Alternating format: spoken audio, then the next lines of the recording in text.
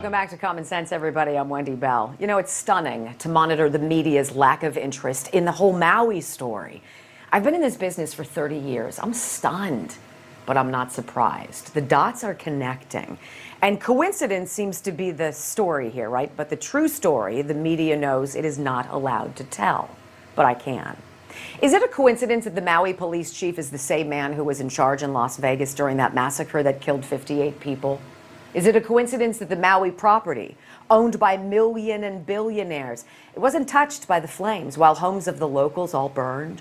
Was it a coincidence that the flames traveled across hundreds of feet of pavement and crossed a 4-lane highway with emergency shoulders to jump into the ocean and then burn all the boats? Was it a coincidence that the largest system of outdoor emergency sirens in the world never made a sound as the fire devoured Lahaina? Was it a coincidence that at the same time, very same time, all the water was turned off? Was it a coincidence that police were ordered to block off streets and to funnel all the cars trying to escape onto one road where that firestorm incinerated entire families? How about the coincidence that the governor of Hawaii, Josh Green, just weeks before that inferno, signed a pledge to the UN's 2030 Agenda of Sustainable Development, pledging to eliminate emissions? Weird. And think about this coincidence. That governor also signed an emergency proclamation on July 17th, 3 weeks before the fire, about housing of all things, and suspended 7 state statutes protecting historic preservation laws, removing all of the red tape when it comes to building infrastructure.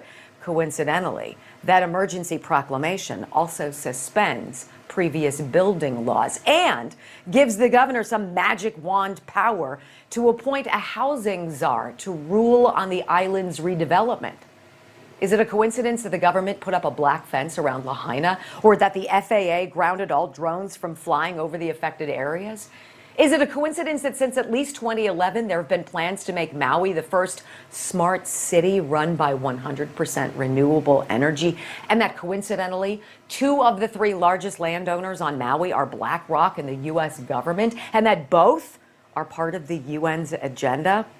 It must be a coincidence, then, that the locals whose homes did not burn are now being evicted from their property. And, of course, a total coincidence that all the fact checkers who are checking these facts, who say everything I just told you is just a coincidence, are also owned and run by BlackRock.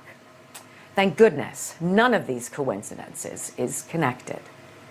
I'm Wendy Bell. I'll see you next time.